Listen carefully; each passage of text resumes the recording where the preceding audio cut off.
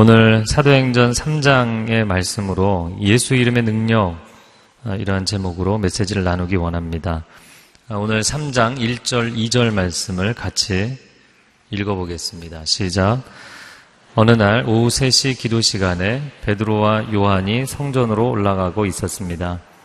사람들이 태어나면서부터 걷지 못하는 사람을 메고 오는데 그들은 그가 성전에 들어가는 사람들에게 구걸할 수 있도록 아름다운 문이라는 성전문에 그를 날마다 앉혀 놓았습니다. 3장 1절에 어느 날이었다 이렇게 시작이 됩니다. 베드로와 요한이 평소 때처럼 오후 3시 기도 시간을 지키기 위해서 예루살렘 성전으로 올라갑니다. 당시 경건한 유대인들은 하루에 3번 오전, 오후, 저녁 3차례 기도 시간을 지켰습니다. 그리고 그 기도 시간에 올라가는 사람들에게서 뭔가를 금전적인 유익을 얻고자 그 자리에 늘 나와서 구걸을 하고 있는 사람이 있었다. 근데 그 사람에 대해서 오늘 2절에 보면 태어나면서부터 걷지 못하는 사람, 걸을 수 없는 장애를 가진 사람이었다. 경건한 유대인들에게 구제라는 항목은 상당히 중요한 종교적 덕목이었기 때문에 그들의 종교적 심성을 자극해서 자신의 경제적인 부족함을 채우고자 했던 것이죠. 그러면 이 사람이 어디에 앉아 있었는가? 2절 하반절에 아름다운 문이라는 성전문에 앉아 있었다. 미문이라고 개역 성경에는 나와 있습니다. 영어로는 beautiful gate, 정말 아름다운 문입니다. 유대 역사가 요세푸스에 의하면 이 미문은 가장 값비싼 고린도산 청동으로 만들어진 성전에 많은 게이트가 있는데 그 중에서 가장 큰 게이트였던 니카노르 문입니다.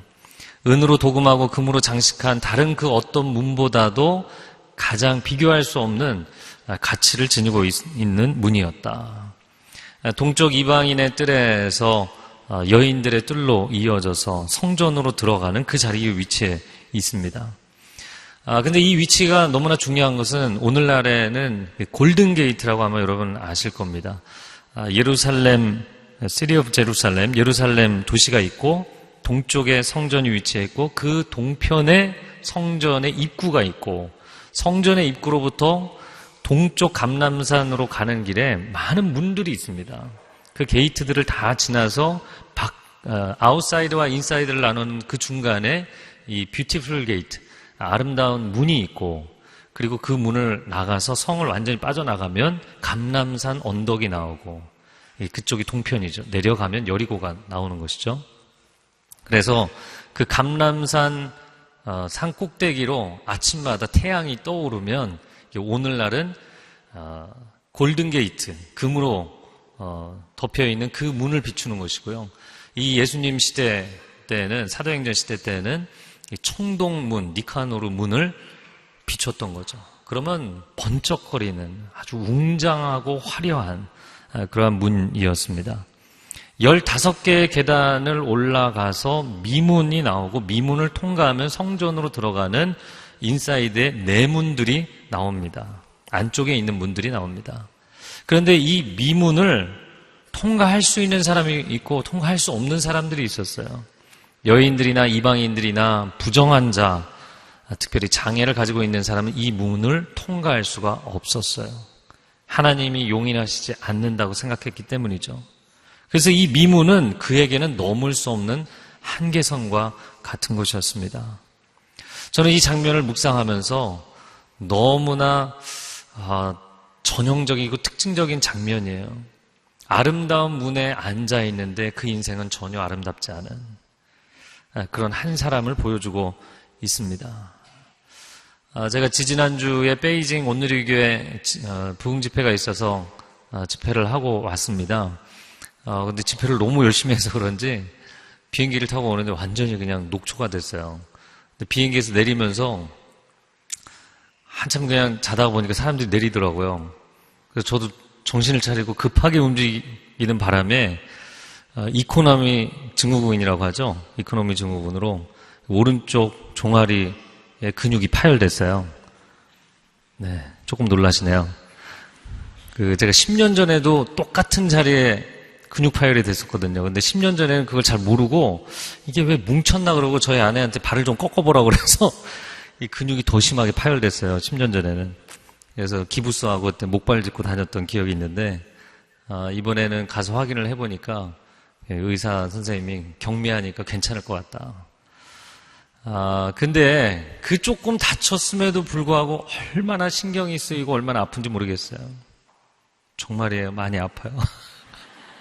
이게 얼마나 힘들고 아픈지 모르겠어요. 가만히 앉아 있어도 막 전기가 오는 것처럼 막 찌릿찌릿하고 아픕니다. 그 작은 것에도 이렇게 힘이 드는데 이 사람은 태어나서 한 번도 걸어보지 못한,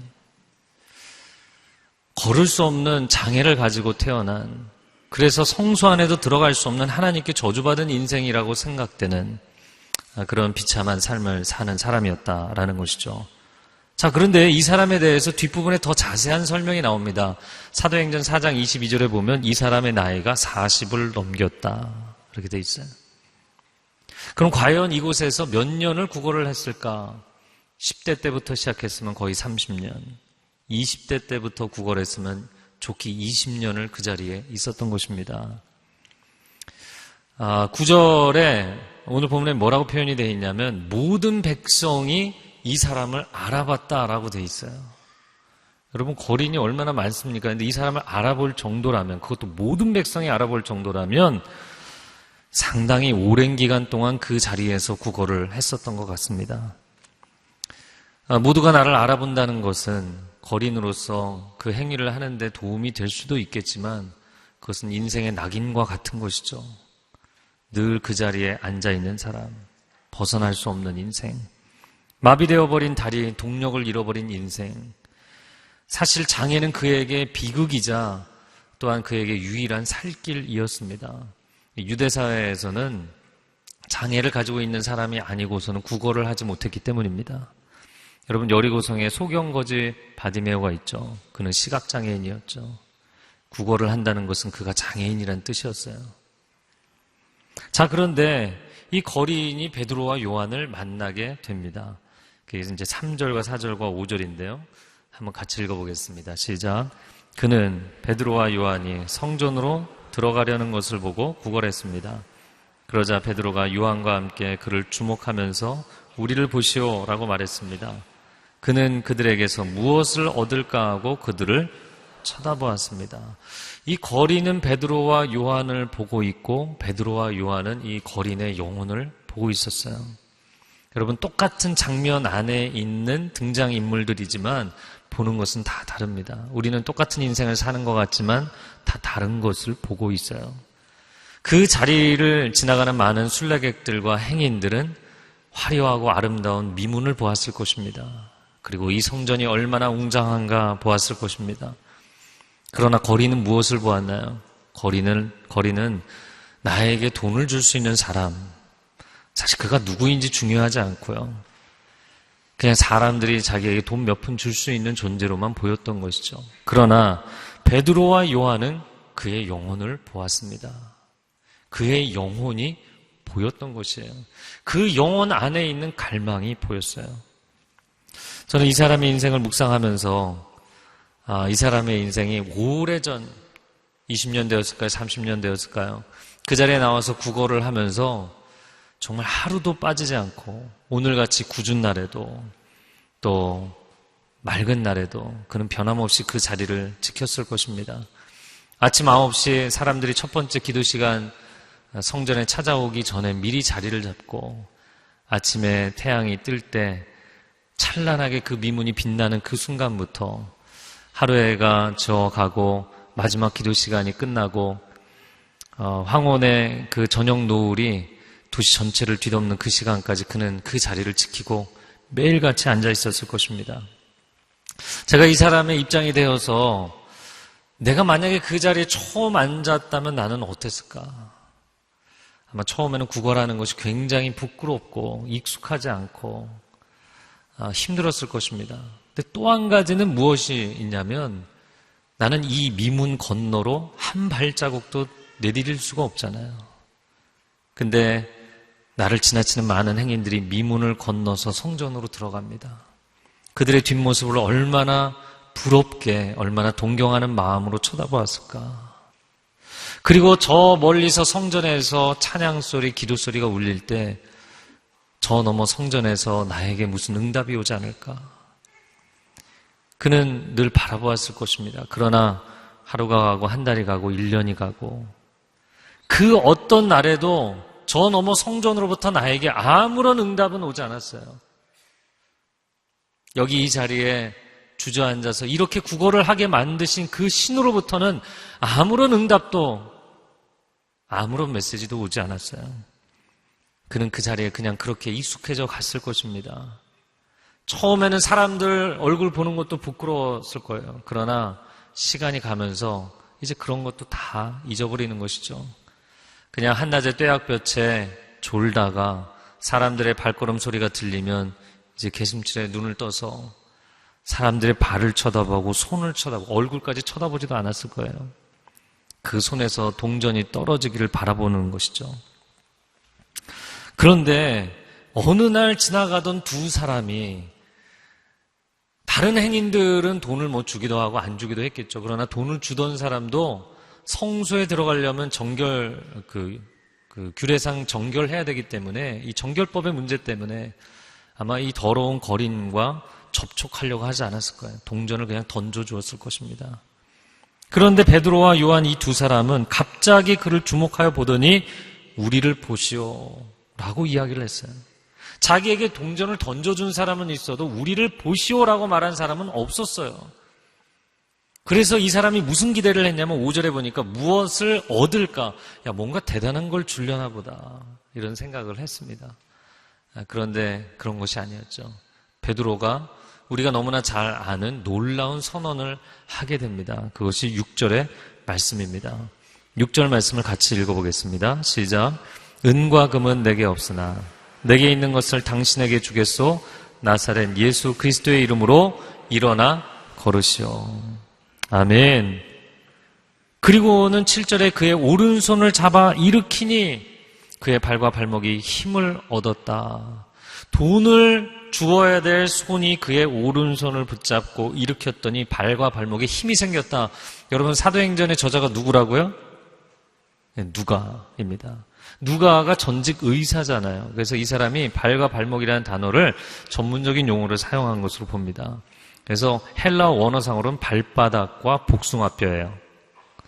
발바닥과 복숭아뼈에 힘을 얻었다 이렇게 되어 있습니다. 다시 말하자면 그는 머리끝부터 허벅지, 종아리까지 멀쩡한 사람이었어요. 그가 일어나지 못했던 이유는 발과 발목이었어요. 근데 거기에 힘이 딱 들어가는 순간 그가 스프링처럼 튀어 일어난 것입니다. 베드로가 은과 금은 내게 없지만 내게 있는 것을 너에게 주고 싶다. 사람은 자기에게 없는 것을 줄 수 없습니다. 사람은 자기에게 있는 것을 주는 법이에요. 이건 너무나 당연한 것이죠. 물질적인 여유가 있는 사람은 물질의 어려움을 겪는 사람에게 물질을 줄 수 있을 것입니다. 지혜자는 지혜를 나눠주고 사랑이 많은 사람은 사랑을 나눠주고 행복한 사람은 기쁨을 나눠줄 수 있어요. 사람은 자기에게 있는 것을 나눠주는 것입니다. 주변에 있는 사람들이 이 거린을 도와주었어요. 동전을 던져준 사람도 있고 오늘 본문의 2절에 보면 그를 날마다 미문에 데려다주고 데리고 온 사람들도 있어요. 그러나 딱 거기까지였습니다. 그의 인생을 근본으로부터 치유할 수는 없었어요.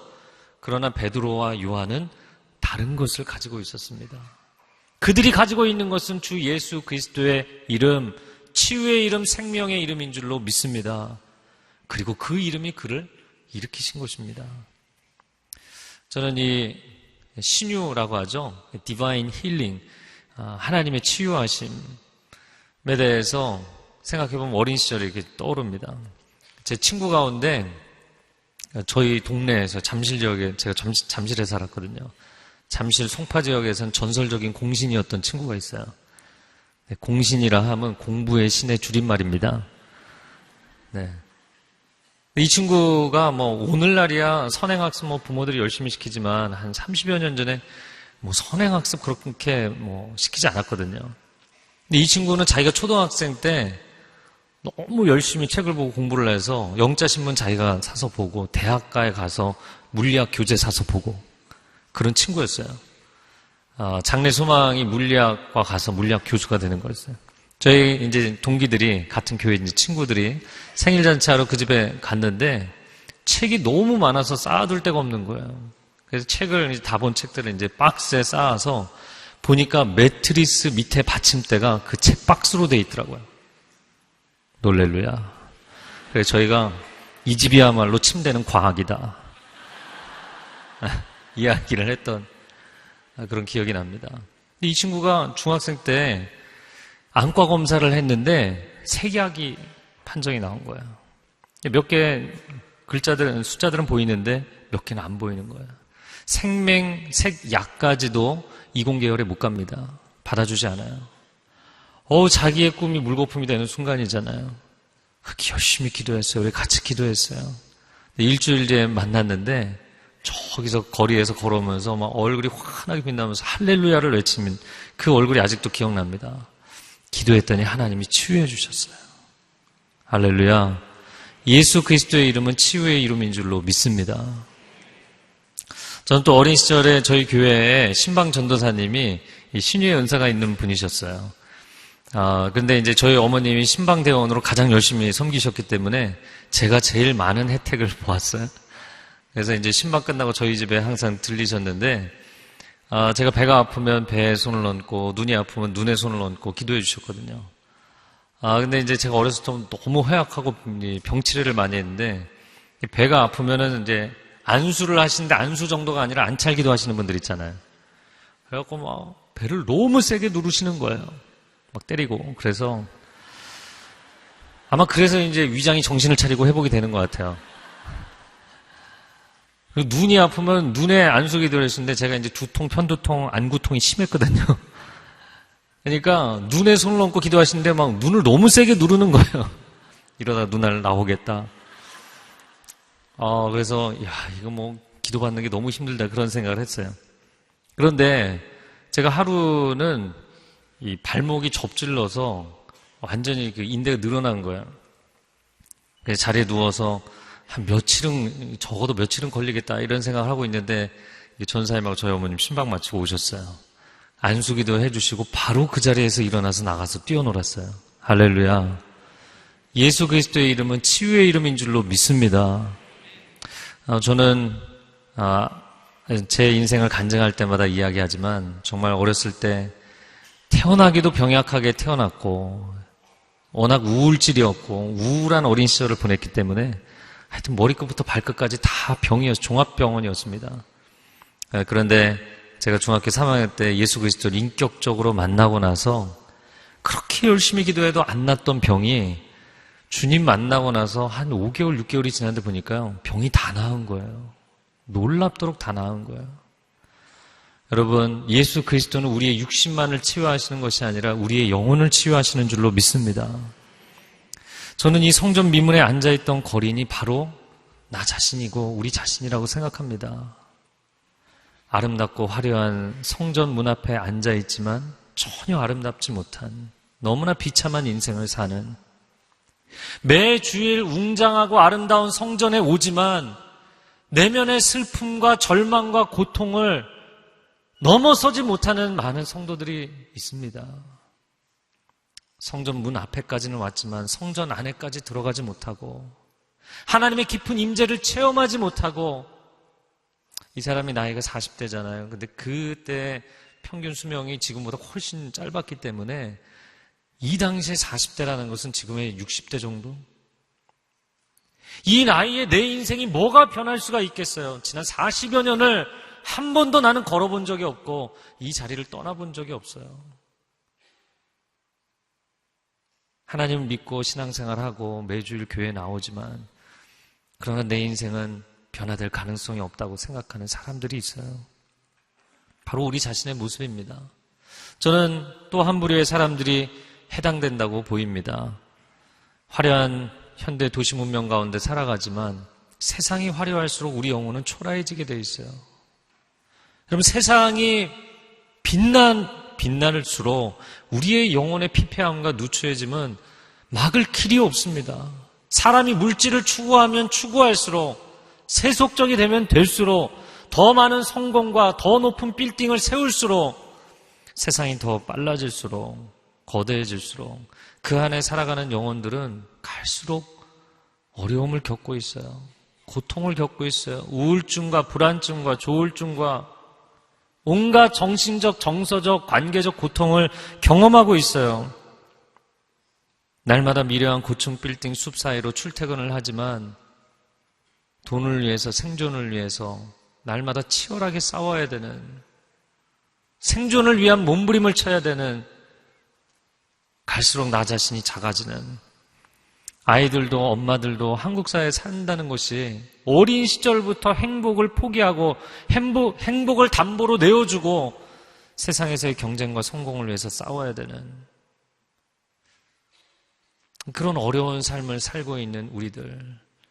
세상은 화려한데, 아름다운데 그 아름다운 문 안으로 들어가지도 못하고 그 앞에 주저앉아 있는 우리의 모습이 아닌가 싶습니다. 그럼에도 불구하고 이 거린처럼 날마다 성실하게 그 자리에 나가서 날마다 이 자리를 지키지 않으면 살아낼 수 없는 그런 인생을 살고 있는 우리 자신입니다. 우리 영혼의 우울과 우리 영혼의 슬픔을 돈 몇 푼으로 극복할 수 없습니다. 세상의 쾌락, 세상의 즐거움, 술이나 담배로, 세상의 엔터테인먼트로, 미디어로 치유할 방법이 없습니다. 우리의 인생을 근본으로부터 치유하실 수 있는 분은 오직 예수 그리스도 한 분이신 줄로 믿습니다. 오늘 이 사람이 8절 말씀에 보면 뛰어서서 걷기 시작했다. 여러분, 이 말 어순이 좀 이상한 것 같잖아요. 서야 걷고 걸어야 뛰는 거잖아요. 근데 맨 처음에 뛰어라고 돼 있어요. 그건 뭐냐면 아까 얘기한 것처럼 스프링처럼 팡 튕겨서 일어나는 거예요. 처음에 갑자기 힘이 주어지니까 벌떡 일어나서 그가 서더니 걷기 시작했다. 8절, 9절, 10절 말씀 한번 같이 읽겠습니다. 시작. 모든 백성, 뛰어서서 걷기 시작했습니다. 그는 걷기도 하고 뛰기도 하며 하나님을 찬미하면서 그들과 함께 성전으로 들어갔습니다. 모든 백성이 그가 걸어다니는 것과 하나님을 찬미함을 보고 그가 성전 아름다운 문에 앉아 구걸하던 바로 그 사람임을 알아보고 그에게 일어난 일로 인해 몹시 놀라며 이상하게 생각했습니다. 8절에 보면 뛰어서서 걷기 시작했고 걷기도 하고 그 다음에 뛰기도 하며 하나님을 찬미하였다. 이 사람이요, 사용할 수 없었던 발과 발목에 힘이 들어가서 걷기 시작하면서 처음에 한 것은 무엇이냐면 하나님을 찬양하는 것이었어요. 그리고는 그들과 함께 늘 자기를 지나쳐 가던 사람들과 함께 자신의 한계선이었던 미문을 넘어섰어요. 그리고 성전으로 들어갑니다. 모든 백성이 이 사람이 일어난 것을 보고 깜짝 놀랐다. 왜 놀랐는가? 그들이 볼 때 미문에 있던 이 거리는 정지화면과 같았기 때문입니다. 오늘 본문에 이 사람의 이름도 소개되어 있지 않죠. 성경에 보면 사람을 소개할 때는 적어도 아버지 이름을 소개하잖아요. 아버지 이름도 나오지 않죠. 가문의 이름도 나오지 않죠. 그냥 성전 미문에서 구걸을 하는 사람, 그가 그 박제되어 있던 배경화면에서 뛰쳐나온 것입니다. 그러나 저는 이 본문을 묵상하면서 하나님을 찬미했다. 과연 이 일이 하나님을 찬양할 일이었을까? 여러분, 자기의 인생은 그 당시 한 60년 살던 시대, 40대, 이미 40대가 넘었어요. 지금 내가 장애가 치유가 된다면 자신의 일자리를 잃어버리는 거예요. 앞으로 나의 인생을 어떻게 살아야 될지. 과연 이 사람이 반가웠을까? 사도행전 16장 빌립보에서 사도 바울이 귀신 들린 여종을 치유했을 때 그 주인들이 왜 돈벌이를 없애느냐? 거라사 광인에게 예수님이 찾아가셨을 때 왜 나를 괴롭히려고 여기까지 찾아오셨느냐? 여러분, 우리 주변에 하나님을 믿지 않는 가족들, 하나님 믿지 않는 여러분의 이웃들, 인생의 절박한 상황에 놓이고 벼랑 끝에 서서 이제는 하나님께 돌아오셔야 됩니다. 주님을 만나야만 치유됩니다. 이야기해도 날 건드리지 마라. 나는 그냥 이렇게 끝내겠다. 고집하는 사람들이 얼마나 많습니까? 교회에 나오고 예배를 드리는 사람들 가운데도 내 인생을 터치하지 말라고 나는 그냥 이렇게 살겠다고 이야기하는 사람들이 얼마나 많습니까? 만약에 이 사람이 나는 비참하고 우울한 인생을 살지라도 여기서 이렇게 빌어서 먹고 살겠다고 결정했다면 베드로와 요한이 그날 제시한 선물을 달갑게 받지 않았을 것입니다. 노 땡큐, 괜찮습니다. 저 그냥 두십시오. 전 이대로 살겠습니다. 그런데 이 사람이 벌떡 일어나 그 발이 치유된 이후에 왜 나에게 이런 일을 해서 왜 내 인생에 개입해서 나를 힘들게 하느냐 얘기하지 않고 하나님을 찬미하며 성전으로 뛰어들어갔다. 집으로 가지 않았어요. 가족 만나러, 친구 만나러 가지 않았어요. 하나님 앞에 달려갔어요.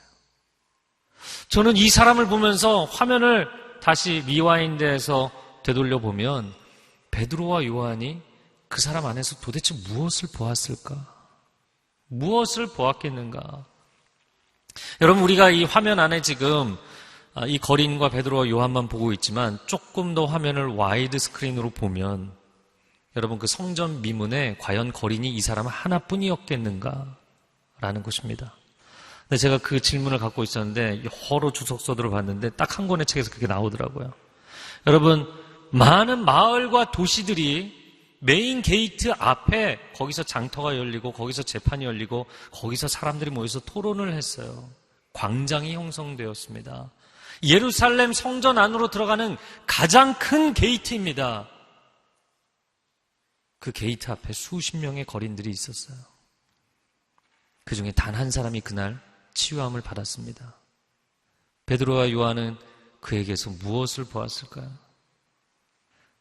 지난 수십 년의 세월을 그 자리에서 구걸을 했지만 단돈 몇 푼으로 내 인생을 채울 수 없다는 것을 아는 그 영혼, 재정적인 필요 그 너머에 하나님께서 나를 포기하지 않으셨다는 것, 하나님 나를 사랑하신다는 것, 내 영혼의 진실을 하나님 앞에 확인하고 싶은 그 마음, 내 영혼의 가치를 확인하고 싶은 그 마음, 그 영혼의 진실을 보고 계시는 것이죠. 베드로와 요한이 그 사람에게서 그것을 보았던 것처럼 주님도 우리 안에 있는 그것을 보고 계시는 줄로 믿습니다.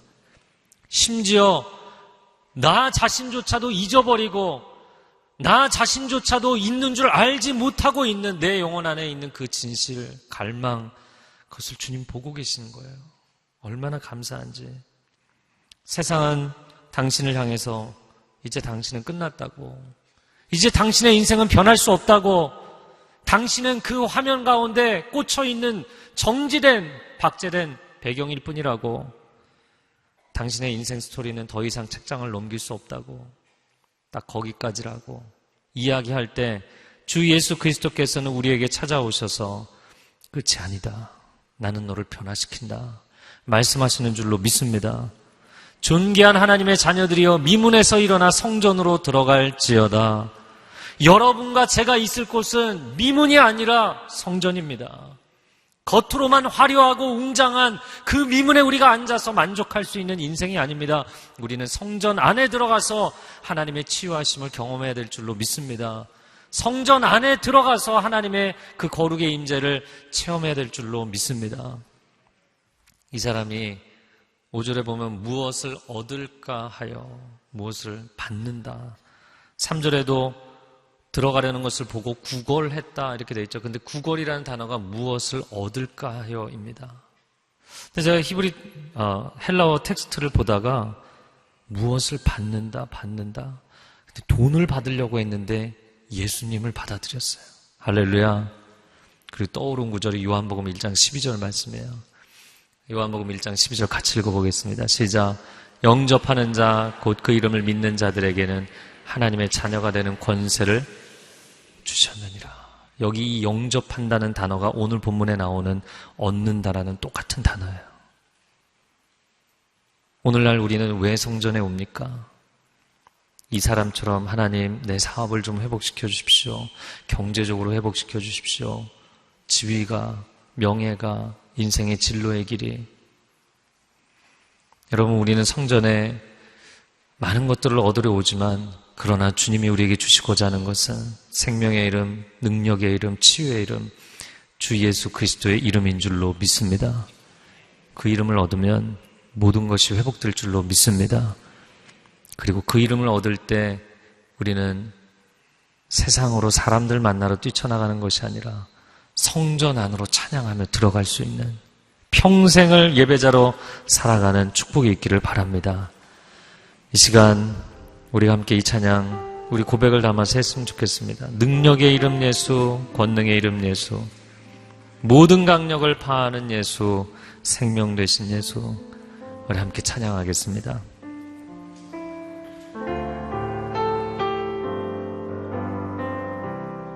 능력의 이름 예수, 능력의 이름 예수, 권능의 이름 예수,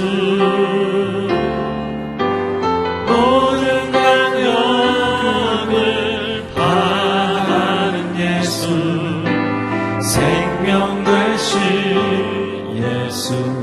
우리 손을 들고 찬양하겠습니다. 치유의 이름, 치유의 이름 예수, 용서의 이름 예수,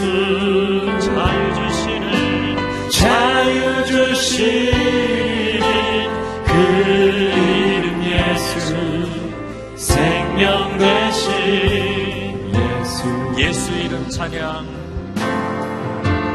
예수 이름 찬양, 예수 이름 찬양, 내 반석 나의 산성 나의 구원자 주를 지하리. 예수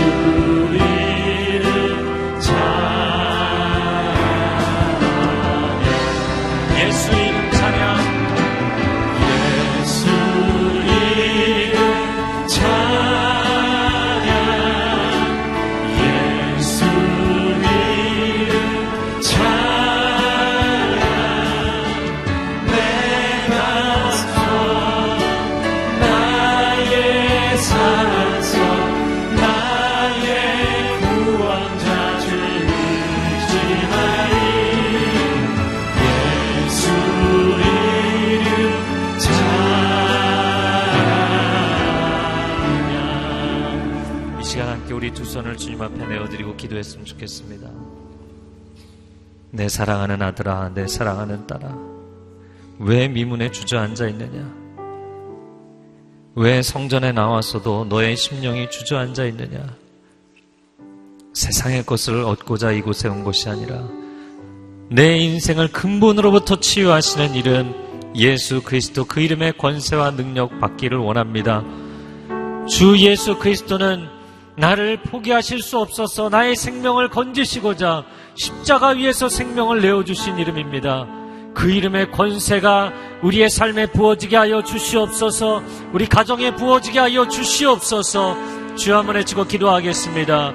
주여, 오 사랑하는 주님, 생명의 이름, 구원의 이름, 치유의 이름, 용서의 이름, 회복의 이름으로 우리 가운데 오신 주님을 찬양합니다. 우리 가운데 임재하여 주시옵소서. 살아계신 주님 우리 가운데 임재하시고 역사하여 주시고 새롭게 하여 주시옵소서.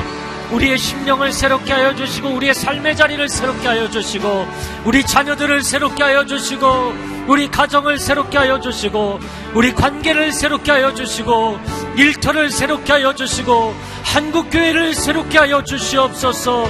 선교지마다 회복의 역사가 나타나게 하시고 복음의 역사, 구원의 역사가 나타나게 하여 주시옵소서. 하나님의 능력이 나타나게 하여 주시옵소서. 그 이름을 찬양합니다. 그 이름을 높여드립니다. 우리 가운데 온전히 임재하여 주시옵소서. 아멘. 주님 감사합니다. 사랑하는 주님, 화려한 미문에 둘러싸여 있어도 피폐하고 초라하고 누추한 인생으로 살아가는 삶이 아니라 예수 그리스도의 이름, 은과 금은 없지만 나의 인생을 근본으로부터 회복하시고 치유하시고 승리케 하시는 예수 그리스도의 이름이 우리의 심장 안에 있는 줄로 믿습니다. 하나님의 자녀들 낙심하지 않게 하여 주옵소서, 용기를 내게 하여 주옵소서, 승리하게 하여 주옵소서. 감사를 드리며 예수 그리스도의 이름으로 기도합니다. 아멘.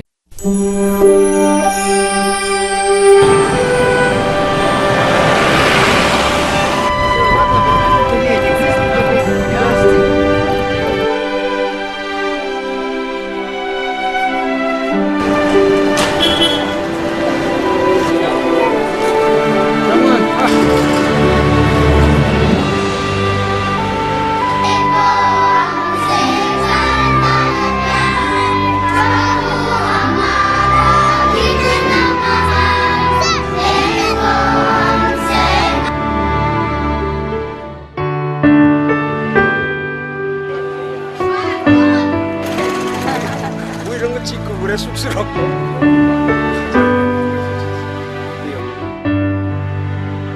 침대 바로 옆에가 힌두 무당소 그래요.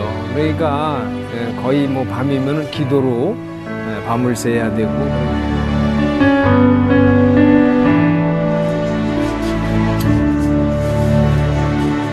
나이로 보면은 이제 젊은이들보다는 이제 천국 갈 날이 좀 가깝잖아요. 그러니까 이제 준비도 좀 절실해.